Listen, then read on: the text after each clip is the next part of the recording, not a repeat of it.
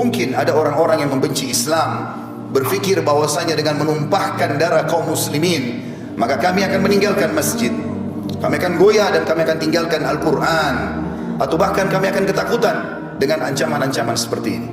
Demi Allah, dari atas mimbar ini kami sampaikan bahwasanya kaum muslimin begitu tertumpah darah para syuhada, tidak menambah kecuali keberanian pada mereka, tidak akan menambah kecuali semangat kami memenuhi masjid, tidak akan menambah kecuali kami kembali kepada kitabullah Al-Quran, dan kami makin yakin dengan janji Allah subhanahu wa ta'ala.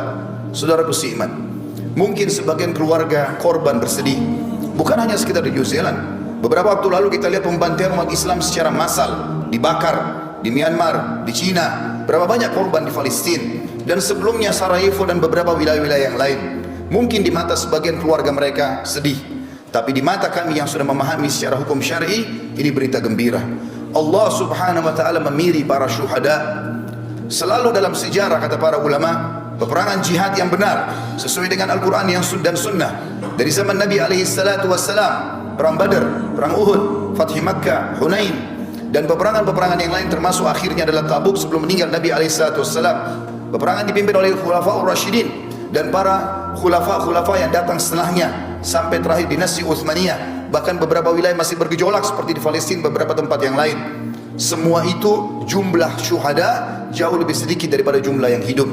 Karena kata ulama, karena memang Allah memilih siapa yang paling ikhlas, siapa yang paling layak mendapatkan mati syahid itu, maka Allah subhanahu wa ta'ala memilih mereka.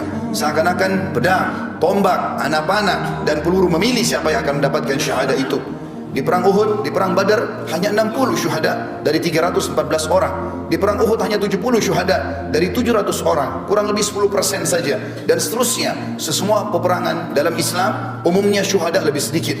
Kata para ulama, siapapun yang masuk di kancah jihad, kemudian memang betul-betul dia niat untuk berperang, maka pastikan dia tidak akan mati kecuali memang dia menginginkan syahadah itu. Meninggalnya Abdullah bin Haram, Amr bin Jamuh, Mus'ab bin Umair, Hamzah bin Abdul Muttalib, dan beberapa sahabat Nabi ridwanullahi alaihim di perang Uhud, karena mereka sudah bertekad dari malam harinya, berdoa sepanjang malam tidak tidur, berharap agar esok harinya mereka mati syahid. Orang-orang yang tidak meminta itu, maka tidak akan diberikan oleh Allah subhanahu wa ta'ala. Jadi dari satu sisi mungkin ada keluarga mereka yang merasa bersedih, tapi sisi yang lain kami cemburu melihat mereka karena telah mendapatkan syahadah. Betapa banyak yang Allah janjikan bagi para syuhada akan kita dengarkan pada kesempatan kita kali ini.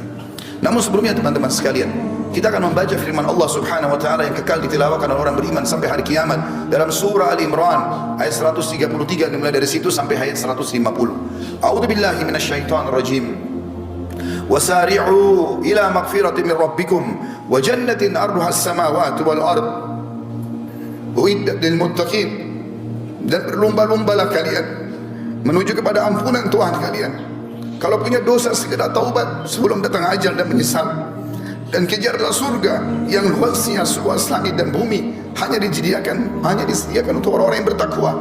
Surga, kata para ulama di sini dikatakan kejarlah. Kata para ulama tafsir, kejar apapun yang bisa membawa kau masuk ke dalam surga, termasuk puncaknya adalah mati syahid di akhir hidup. Di ayat 134-nya, alladzina yunfikuna fis sarra'i wad dharra'i wal qadhimina al ghaidha wal 'afina 'anil nas wallahu yuhibbul muhsinin. Ciri mereka yang segera berlomba-lomba kepada ampunan Tuhan mereka dan surga, di antaranya mereka sibuk menafkahkan harta mereka, baik di waktu lawang, di waktu lapang ataupun sempit, kaya ataupun miskin, mereka sibuk mengejar akhirat mereka. Dan orang-orang yang menahan amarahnya, orang banyak memfitnah, menggibah, tapi dia justru mengontrol emosinya, dan juga orang yang suka memaafkan orang lain, maka Allah menyukai orang-orang yang berbuat kebajikan. 135-nya. والذين إذا فعلوا فاحشة أو ظلموا أنفسهم ذكروا الله فاستغفروا لذنوبهم ومن يغفر الذنوب إلا الله ولم يصروا على ما فعلوا وهم يعلمون. Dan juga orang-orang apabila mereka melakukan perbuatan keji atau dosa, atau mereka menganiaya diri mereka, mereka ingat kepada Allah, lalu mereka segera memohon ampun terhadap dosa-dosa mereka. Dan siapa lagi yang dapat mengampuni dosa selain daripada Allah? Dan mereka tidak meneruskan perbuatan keji mereka itu sedang mereka mengetahui. Artinya taubatnya nasuha, mereka taubat dari zina, dari riba, dari bohong, mereka tidak mengulanginya lagi. 136. Ulaika jazaohum maghfiratun min rabbihim wa jannatun tajri min tahtiha al-anhar tajri min tahtiha al-anharu khalidina fiha wa ni'ma ajrul 'amilin. mereka itu akan diberikan balasan ampunan dari Tuhan mereka dan surga yang di dalamnya mengalir sungai-sungai, sedangkan mereka kekal di dalamnya, dan itulah sebaik-baik pahala bagi orang-orang yang beramal. 137 Qad khalat min qablikum sunanun fasiru fil ardi fanzuru kaifa kana akibatul mukadzibin. Sesungguhnya telah berlalu sebelum kalian sunnah-sunnah Allah, maksudnya peraturan-peraturan Allah. Siapa yang patuh selamat, dan siapa yang durhaka akan dihukum. Karena itu berjalanlah kalian di muka bumi, perhatikan bagaimana akibat orang-orang yang mendustakan para rasul. Ada Namrud di Babilonia di Irak, sampai hari ini di Google tinggal diketik peninggalan Namrud akan keluar semua sisa kerajaannya. Fir'aun di Mesir, dan sekian banyak kaum Ad yang ada di wilayah Irak, dan juga masih ada peninggalan kaum Thamud di wilayah Madian Saleh di Saudi. Allah SWT mengatakan selanjutnya ayat 138, "Hada bayanun linnasi wa hudan wa mau'idatun lil muttaqin." Al-Quran ini benar-benar penerangan bagi seluruh manusia, bagi yang mau berakal dan membacanya, dan petunjuk serta pelajaran bagi orang-orang yang bertakwa, orang yang patuh. Lalu Allah sebutkan 139. Ini yang saya ingin ditiberatkan pada kejadian apa yang terjadi itu. Allah mengatakan wala tahinu wala tahzanu wa antumul a'launa in kuntum mu'minin. Janganlah kamu bersikap lemah. Jangan justru dengan ancaman terorisme seperti ini lalu masjid jadi kosong, kalian tidak mau baca Quran, justru dicambukan untuk kembali kepada agama Allah. Dan jangan pula kalian bersedih hati, padahal kamulah orang-orang yang paling tinggi derajatnya, maksudnya orang-orang muslim, jika kamu benar-benar beriman. Allah mengatakan 140-nya, "Iyamsaskum karhun faqad massal qauma karhum mithlu wa tilkal ayyamu nudawiluha bainan nas wa liya'lamallahu alladhina amanu wa yattakhidha minkum syuhada wallahu la yuhibbul zalimin."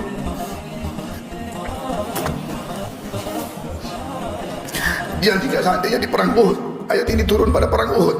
Seandainya di perang Uhud kamu mendapatkan luka, hai muslimin, sesungguhnya kaum kafir juga di perang Badar telah mendapatkan luka yang serupa, dan masa kejayaan dan kehancuran itu kami gilirkan di antara manusia agar mereka mendapatkan pelajaran, dan supaya Allah membedakan orang-orang yang beriman dari orang-orang yang kafir, dan supaya Allah mengambil dan memilih para syuhada, dan Allah tidak menyukai orang-orang zalim.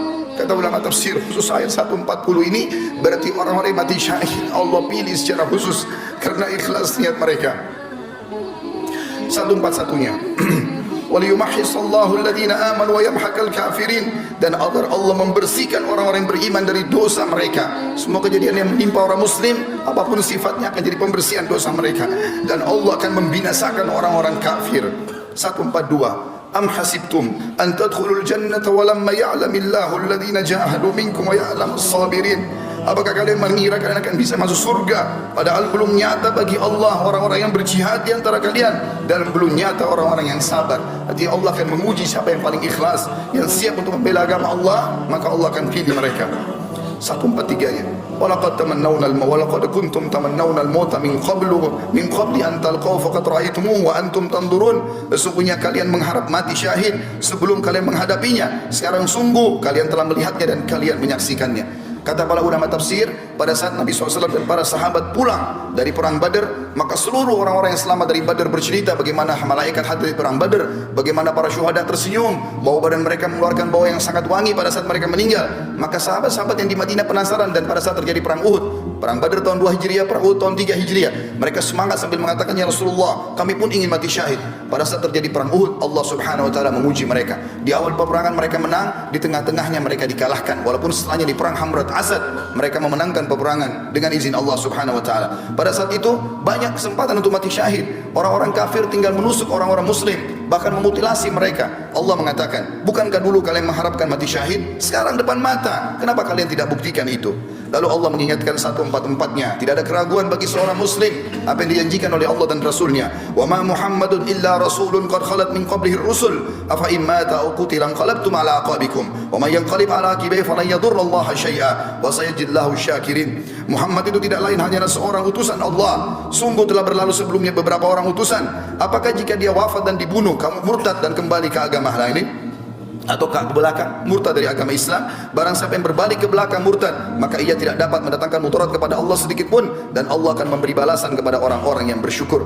Artinya pada saat itu ada berita yang disebarkan oleh Ibnu Khami'ah, seorang kafir, naudzubillah, yang telah membunuh Mus'ab bin Umair radhiyallahu anhu. Dia menyebarkan isu kalau dia membunuh Nabi alaihi salatu wassalam. Para sahabat sempat drop pada saat itu, termasuk Umar bin Khattab pun duduk di tanah meletakkan pedangnya. Nanti setelah lewat seorang sahabat yang mulia, Anas bin Nadhr radhiyallahu anhu, yang kemudian dengan kencang dia memicu kudanya menuju ke pasukan kafir sendirian. Maka Umar mengatakan, wahai Anas, kau akan pergi kemana? Dia mengatakan, demi Allah wahai Umar, aku mencium bau surga ada di sana. Aku mencium bau surga ada di sana. Tinggal aku menerobos orang-orang kafir dan mereka membunuhku, aku akan masuk surga. Lalu Umar mengatakan, wahai Anas, bukankah Rasulullah SAW telah dibunuh oleh orang kafir? Kata Anas kata Umar, kalimat itu tiba-tiba membangkitkan semangat kami kembali. Dia mengatakan, kalau memang Rasulullah SAW telah terbunuh syuhada sebagai syahid di medan perang ini, maka bangkitlah kalian untuk syahid bersamanya. Maka kata Umar bin Khattab, dan bersama juga dengan Mu'adz bin Jabal, bersama dengan Sa'ad bin Mu'adz radhiyallahu anhu, dua sahabat yang terkenal keberaniannya, menyusul sampai kata Sa'ad radhiyallahu anhu, yang pada saat meninggal dia arsy-Nya Allah goncang. Dia mengatakan, ya Rasulullah, kami berusaha mengimbangi Anas bin Nadhr dan kami tidak mampu. Dan pada saat meninggal ditemukan hanya potongan-potongan badannya saja yang dikenali oleh adik perempuannya. Lalu Allah mengatakan 145 menjelaskan kepada kita, bagi muslimin yang masih takut untuk mati, apalagi mati syahid, ini semua adalah ketakutan yang dimasuki oleh waswas syaitan. Karena memang orang pasti akan meninggal pada saat itu, tapi mulialah orang yang meninggal syahid itu sendiri. Allah mengatakan 145-nya, wa ma kana li nafsin an tamuta illa bi idznillah kitaban muajjala wa man yurid thawabad dunya nu'tihi minha wa man yurid thawabal akhirati nu'tihi minha sanajzi syakirin. Siapa, semua jiwa, semua yang bernyawa tidak akan mati melainkan dengan izin Allah. Kita biar keluar berperang, biar berhadapan sama musuh, biar lagi dalam keadaan bagaimanapun, tidak akan mati kecuali ajalnya sudah datang. Sebagai ketetapan yang telah Allah tentukan waktunya. Barang siapa yang menghadapi pahala dunia, dia hanya ingin mengejar kehidupan dunia, niscaya kami berikan kepadanya kebaikan dunia itu. Dan barang siapa yang menghendaki pahala akhirat, maka kami akan berikan kepadanya pahala akhirat, dan kami akan memberi balasan orang-orang yang bersyukur. 146-nya, wa ka'ayyin min nabiyyin qatala ma'ahu ribbiyuna katsirun fa ma wahanu lima asabam fi sabilillah wa ma dha'ufu mastakanu wallahu yuhibbus sabirin. Dan berapa banyak nabi yang berperang bersama-sama, mereka sejumlah besar dari pengikutnya yang bertakwa, yang patuh. Mereka tidak merasa menjadi lemah karena bencana yang menimpa mereka di jalan Allah, dan tidak lesu dan tidak pula menyerah kepada musuh. Allah menyukai orang-orang yang sabar. 147-nya, wa ma kana qaulahum illa an qalu rabbana ighfir lana dhunubana wa israfana fi amrina wa tsabbit aqdamana wansurna 'alal qaumil kafirin. Ini doa yang dianjurkan dibaca dari zaman Nabi SAW sampai hari kiamat nanti bagi orang-orang mukmin yang sedang diuji. Tidak ada doa mereka pada saat mereka sedang menghadapi musuh, menghadapi cobaan, kecuali mereka mengatakan, ya Tuhan kami, ampunilah dosa-dosa kami. Artinya kalau kami takut, berarti ampuni dosa kami itu ya Allah. Dan tindakan-tindakan kami yang berlebih-lebihan dalam urusan kami, dan tetapkanlah pendirian kami, dan tolonglah kami terhadap orang-orang kafir. 148, fa'atahumullahu thawabad dunya wa husna thawabil akhirah wallahu yuhibbul muhsinin. Karena itu Allah memberikan kepada mereka pahala di dunia dan pahala yang baik di akhirat, dan Allah menyukai orang-orang yang berbuat kebaikan. 149-nya, ya ayyuhalladzina amanu in tuti'ul ladzina kafaru yaruddukum ala aqabikum fatanqalibu khasirin. Hai orang-orang beriman, andai saja datang kepada kalian teror, ancaman, apa saja, jika kalian mentaati orang-orang kafir itu yang tadinya mau menanamkan rasa takut di tengah-tengah umat Islam, niscaya mereka akan mengembalikan kalian kepada kekafiran, lalu jadilah kalian orang-orang yang rugi. 150-nya, balillahu maulakum wa huwa khairun nasirin. Tapi ketahuilah, ikuti Allah saja. Allah sebaik-baik pelindung dan dia sebaik-baik penolong. Kita tutup dengan 151-nya yang Allah berfirman, sanulqi fi qulubil ladzina kafaru ru'ba bima asyraku billahi ma lam yunzil bihi sultana wa ma'wahumun nar wa bi'sa mathwal zalimin. Dan akan kami masukkan ke dalam hati orang-orang kafir itu rasa takut disebabkan mereka telah mempersekutukan Allah dengan sesuatu yang Allah sendiri tidak pernah menurunkan keterangan tentang itu. Tempat kembali mereka adalah neraka, dan itulah seburuk-buruk tempat kembali bagi orang-orang yang zalim.